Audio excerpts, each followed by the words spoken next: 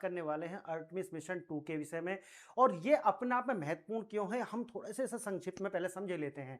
देखिए, ये एक ऐसा मिशन है जो मंगल तक हमें ले जाने के लिए एक स्टॉप प्रदान करने वाला है। यहाँ पर आप रुकेंगे, एक डेस्टिनेशन के रूप में इसे देख नहीं रहे। हमारा जो फाइनल डेस्टिनेशन क्या है, मार्स तक पहुंचना है। लेकिन इसको अगर हम एक बीच में रुकने का स्थान बना लेंगे, इसे इसी तरीका से देखा जा रहा है मून को। अब ये मून पर एक ह्यूमन मिशन है।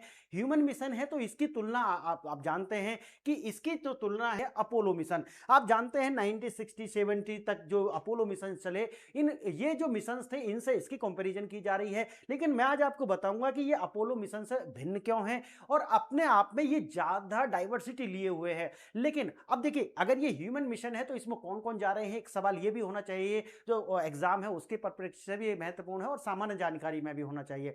देखिए, रीड वाइसमैन है इसके जो कमांडर हैं वो है रीड वाइसमैन। दूसरे हैं विक्टर ग्लोवर, ये भी इसके पायलट हैं। तीसरी हैं क्रिस्टीना कोच, और इनके नाम से कौन वाकिफ नहीं है, आप जानते होंगे कि सबसे ज्यादा 327 दिन तक इनको अंतरिक्ष में रहने का अनुभव है। और चौथे मेंबर है जेरेमी हैंसन, ये कनाडा स्पेस एजेंसी से हैं। तो देखिए, तीन कहां से हैं, अमेरिका से, और एक कहां से हैं, ये कनाडा से हैं। तो इसका मतलब है कि एक से ज्यादा एजेंसी इसके अंदर पार्टिसिपेशन कर रही हैं। लेकिन अगर हम बात करते हैं अपोलो मिशंस की, तो अपोलो मिशंस आप जानते होंगे कि द्वितीय विश्व युद्ध के बाद में दुनिया दो भागों में डिवाइड हो गई थी। एक भाग को माना जाता था कि ये कैपिटलिस्ट है, जो इस पूरे धड़े को ये पूरी दुनिया में कैपिटलिस्ट बनाएंगे सबको। तो और दूसरा कौन था, दूसरे थे कम्युनिस्ट, जिसका लीड कर रहा था सोवियत रूस, जिसको पहले यूएसएसआर बोलते थे, अब 1991 के बाद में डिसइंटीग्रेट होने के बाद में जिसे रसिया बोलते हैं। देखिए, पूरे दुनिया के अंदर लड़ाई थी इस बात को लेकर के कि हमें पूरी दुनिया कम्युनिस्ट बनानी है।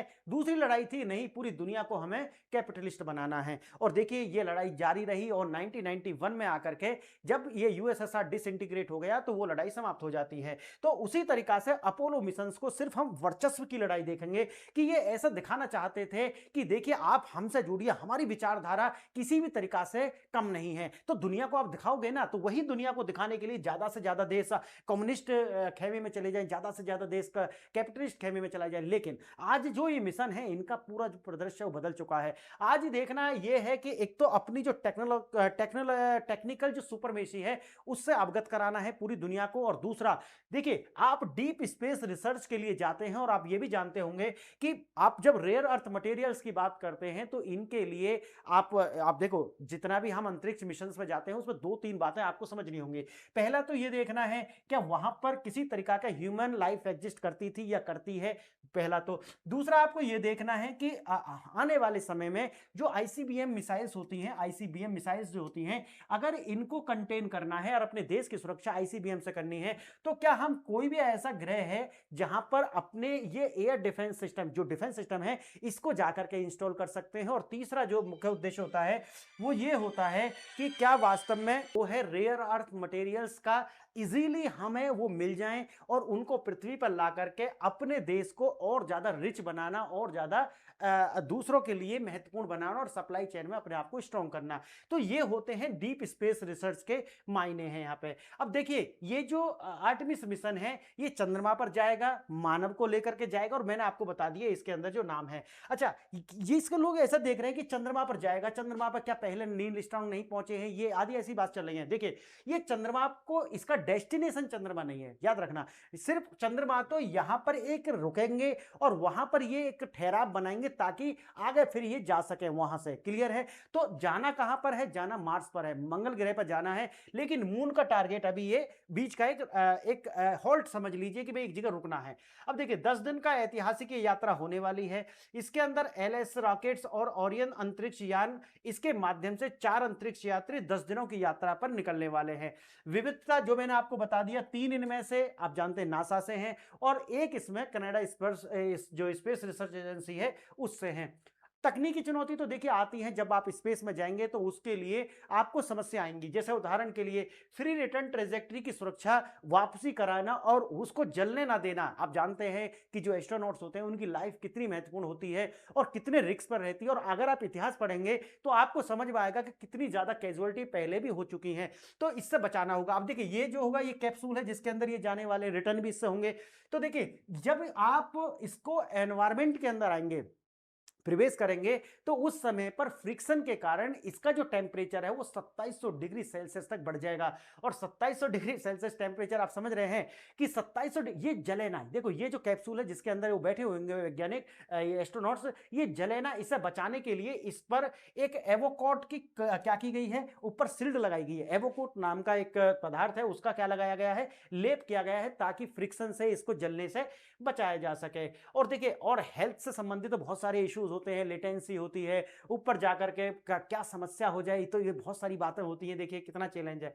मिशन की तुलना, अपोलो मिशन जैसा मैंने आपको बताया, तुलना उससे हो नहीं सकती, क्योंकि वो अपने आप में पूरी दुनिया को रिझाने के लिए थे, ये रिझाने के लिए नहीं है। ये किसके लिए है, जो आपको 3 मैंने बताए हैं। देखिए अपोलो मिशन पुराना हो चुका है, केवल चंद्रमा तक जाना था, लेकिन जैसे मैंने बताया कि ये क्या है, एक बेस के रूप में, कैंप के रूप में यूज करेंगे चंद्रमा को। जाना तो इसको कहां पर है, जाना तो इनको मार्स पर है। देखिए भागीदारी इसके अंदर, अगर पहला अपोलो देखा जाए तो ये नासा जाता था, लेकिन अब मैंने जैसा आपको बताया है, स्पेस एक्स यानी कि प्राइवेट सेक्टर की भी इसके अंदर भागीदारी है। अब देखिए, भविष्य का लक्ष्य शीत युद्ध के दौरान ये चला था अपोलो, लेकिन आज आप जानते हैं मंगल ग्रह पर जाना, मानव के लिए वहां देखना और वहां पर जाकर के अन्वेषण करना, रिसर्च करना, ये इसका उद्देश्य है। अब देखते हैं थोड़ा सा विस्तार से।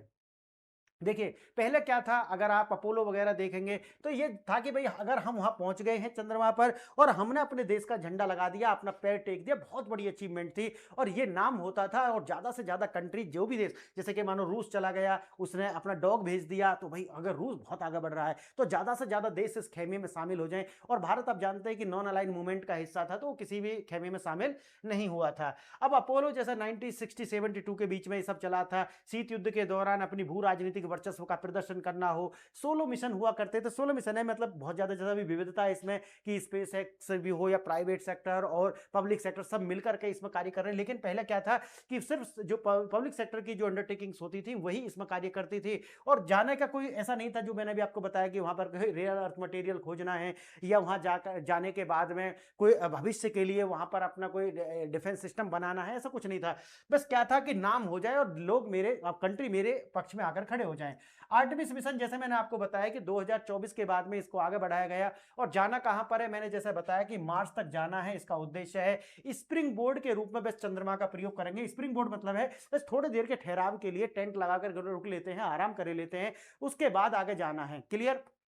अंतर्राष्ट्रीय सहयोग, स्थायी बेस कैंप बनाना और संसाधनों का एक स्वदेशी उपयोग करके देखना, ये इसका उद्देश्य है। और देखिए आर्टेमिस 2 का तकनीकी ब्लूप्रिंट और क्या है। देखिए एसएलएस और ICPS, space launch system, Orion crew module का पृथ्वी की कक्षा में स्थापित करेगा, ये वाला। और इसके बाद इंटर क्रायोजेनिक यानी कि इंटरिम क्रायोजेनिक प्रोपल्सन आईसीपीएस इसे चंद्रमा की ओर धकेल देगा। ये पूरा टेक्निकल है कि जाएगा कैसे, ये फिर कक्षा में प्रवेश कैसे करेगा, और जब इसे अर्थ की ओर जब ये दोबारा री एंटर करेगा तब ये कैसे करेगा। तो देखिए यहां पर जैसे आपको दिखाया गया, ये गया, जाने के बाद में देखो यहां से ये है एसएलएस और आईसीपीएस, ये यहां पर है। उसके बाद में ये पॉइंट आया, ये पॉइंट है ट्रांसल्यूनर इंजेक्शन।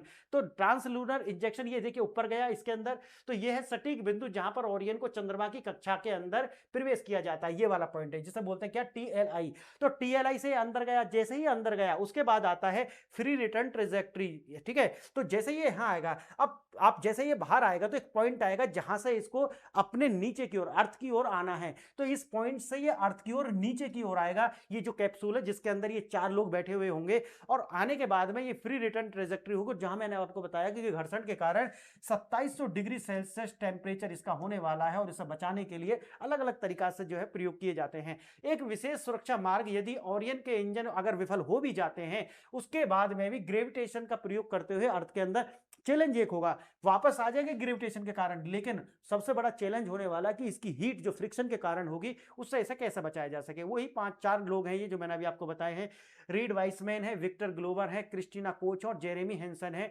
अब देखो जीरो ग्रेविटी का फील होने वाला जो हेल्थ के इश्यूज है, वो मैं आपको बता रहा हूं कि वहां पर जो है जीरो ग्रेविटी होगी, इंसान क्या करेगा, वो तैरेगा, क्योंकि किसी, अगर आप चंद्रमा का भी देखोगे तो कितना है, 1/6 है वहां पर ग्रेविटेशन। अगर मार्स का देखोगे तो 1/3 ही रह जाएगा।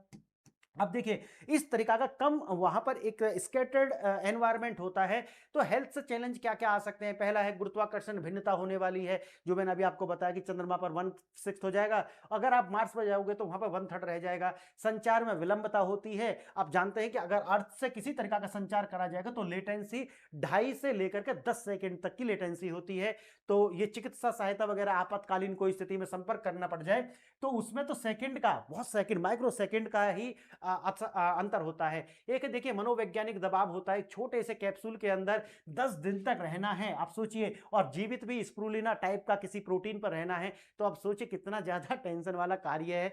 तो है, ये ग्रेट लोग हैं। देखिए स्पेस वेदर और री एंट्री का अग्नि परीक्षा, अब इसकी परीक्षण तो देखिए अर्थ के अंदर तो किए गए हैं, इसके ऊपर जो मैंने बताया है एवोक्वेट हीट शील्ड जो लगाई गई है, अब उसके बाद भी देखिए हमने, मनुष्य की अपनी एक सीमा है, लेकिन नेचर के अंदर जब ये जाएगा तो हमने तो टेम्परेचर बताया भी 2700 डिग्री सेल्सियस टेम्परेचर है, लेकिन आप जानते हैं सोलर फ्लेयर्स और इतना ज्यादा कुछ हो सकता है कि उसका आप अंदाजा नहीं लगा सकते। तो री एंट्री 4000 किलोमीटर 40,000 किलोमीटर प्रति घंटा की रफ्तार से एंटर करेगा, तो आप सोचिए कि फ्रिक्शन कितना होने वाला है। सोलर फ्लेयर्स और जीसीआर इसका खतरा रहता है, हमने जैसे बताया कि 2700 डिग्री सेल्सियस हो सकता है, लेकिन सोलर फ्लेयर्स टाइप अगर हो गया तो इसका टेम्परेचर और भी बढ़ जाएगा, और हमने इसको किस टेम्परेचर तक लेके गए हैं, ये अपना आप में बड़ी जटिल प्रक्रिया है। इसीलिए तो कहते हैं क्या भैया ये रॉकेट साइंस है। अब देखिए अंतरिक्ष का अर्थशास्त्र है, इन सीटू रिसोर्सेज यूटिलाइजेशन जिसे बोलते हैं ISRU का महत्व क्या होता है। चंद्रमा पर जल नहीं, जल ले जाना है ना, 1 लीटर जल ले जाना है तो इसकी कीमत आती है कितनी, $1 मिलियन। तो अब इससे ले नहीं जा सकते, ताकि भाई आप इसे कोस्ट इफेक्टिव भी रखेंगे, तो क्या करते हैं, चंद्रमा पर दक्षिण ध्रुव पर क्या है, पानी है, लेकिन 10 गीगाटन पानी की पुष्टि की गई है, लेकिन इसको इलेक्ट्रोलिसिस प्रोसेस, आप जानते होंगे, आपने केमिस्ट्री में पढ़ा होगा कि हीट के द्वारा उस बर्फ को पिघलाना पड़ेगा, और पीने योग्य पानी बनाने के लिए इलेक्ट्रोलिसिस प्रक्रिया से एनोड और कैथोड डाल करके उसे पिघला करके साफ करा जाएगा। अब एक आता है क्रीप, अब देखो जो मैंने दूसरा वाला आपको बताया था कि अगर हम डीप स्पेस एक्सप्लोरेट करते हैं तो किसके लिए करेंगे, रेयर अर्थ हो गया, फास्फोरस हो गया और पोटेशियम हो गया, ये दुर्लभ ऐसे तत्व हैं जिनको हम, अगर इसकी बहुत यात्रा मात्रा मिल जाती है कि जो पूरा का पूरा स्पेस मिशन लॉन्च करने के बाद भी अगर हम बड़ी मात्रा में इसको वहां से ले करके आते हैं, समझ गए, इनके बहुत बड़े बड़े भंडार अगर वहां मिल जाते हैं तो ये अपने आप में वायबल हो जाएगा ये पूरा का पूरा प्रोजेक्ट। अब देखिए हीलियम, चंद्रमा पर प्रचुर मात्रा में उपलब्ध है हीलियम, और आप जानते होंगे कि सन जो होता है वो अपना जो एनर्जी क्रिएट करता है हीलियम के सलियन से ही करता है, फ्यूजन से करता है ना, तो उसी तरीका से तो वहां पर आराम से आपको न्यूक्लियर फ्यूजन मिलेगा जो कि सबसे बड़ा स्रोत बन सकता है। तो ये सारा कुछ एक्सप्लोर करने के लिए भी ये जा रहे हैं। आगे देखना, अंतरिक्ष की पुरानी नियम पुस्तिका बनाम आधुनिक क्या है। अब कुछ नियम है स्पेस को लेकर के, अब मैंने जैसे कि आपको बताया भी है कि स्पेस को लेकर के नियम होते हैं, युद्ध के नियम होते हैं, लेकिन पालन कौन नहीं करता, जो ताकतवर होता है वो पालन कभी नहीं करता। अब देखिए एक पहली संधि है यूएन का ट्रीटी 1960-70 का, आउटर स्पेस ट्रीटी, और बताया ये गया है कि देखिए आप स्पेस के अंदर क्या क्या नहीं कर सकते। आउटर स्पेस में आप किसी तरीका के मिसाइल्स तैनात नहीं कर सकते, देखिए ये वर्ड आया नहीं क्योंकि 1960 में इस तरीका का डेवलपमेंट था ही नहीं। क्या वास्तव में लोग कभी भी इस तरीका से आउटर स्पेस जाकर के इसको वेपनाइज कर सकते हैं, ये किसी ने सोचा भी नहीं था। तो ये जो ट्रीटी है ना, इनकी सबसे बड़ी समस्या ये है कि जो आज के अपने जो खतरे हैं, आप देखिए अमेरिका गोल्डन डोम प्रोजेक्ट लॉन्च कर करके क्या सोच रहा है कि हम आईसीबीएम को रोकने के लिए पूरा जो स्पेस है उसी को अपना क्या बना दें, एक पूरा डिफेंस सिस्टम बना दें। तो एयर डिफेंस सिस्टम बनाने के लिए, लेकिन मैंने जैसा कि बताया ना तो अमेरिका, ना तो रूस, ना तो चीन ये इसके सिग्नेचर करता भी नहीं है, हस्ताक्षर भी नहीं किए इस संधि पर। और दूसरी बात यह है कि ये इतनी पुरानी संधि है कि इसमें जो आज के खतरे हैं उनका समाहित ही नहीं है, अगर साइन भी कर दें तो कहेंगे भाई हम तो कुछ गलत नहीं कर रहे हैं। अब देखिए आधुनिक कानून है, यूएस एस्ट्रॉइड एक्ट बना दिया है, और इन्होंने कह दिया कि हम आउटर स्पेस को ऐसा यूज करेंगे जैसा हम चाहते हैं, तो उनकी अपनी ये संधि है। लग्जमबर्ग, यूएई, जापान, इन देशों ने भी निजीकरण और अंतरिक्ष दोहन के लिए अब डीप स्पेस रिसर्च मिशन के तहत आप जानते हैं कि ये सारे बातें देखी जा रही हैं, क्या हम स्पेस को कैसे यूज कर सकते हैं। तो अपने आप में जो एक्ट हैं, जो लॉ बनाए गए हैं, ये यूजलेस हो जाते हैं ताकतवर के सामने। और देखिए अंतरिक्ष का भू राजनीतिक शतरंज, नए वैश्विक स्पेस ब्लॉक्स। अब देखिए आर्टेमिस समझौता है, IRLS international lunar research stations, ये सब कुछ बनाए गए। लेकिन मेरा मानना ये है, देखिए अंतरिक्ष का सैन्यकरण और निजी कंपनियों का बढ़ता प्रभुत्व।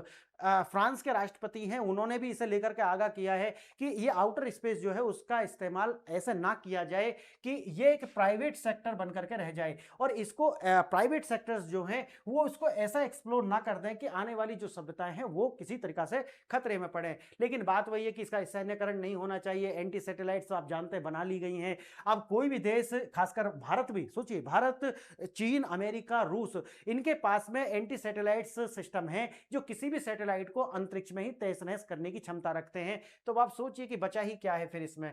अब देखिए भारत की रणनीतिक दिशा और निजी क्षेत्र का उदय कैसे होता है। रणनीतिक स्वायत्तता, भारत ने आर्टेमिस समझौते पर हस्ताक्षर किए हैं, लेकिन रूस के साथ पुराने संबंधों को देखते हुए गगनयान प्रशिक्षण के कारण भारत एक संतुलित कूटनीतिक मार्ग पर चल रहा है।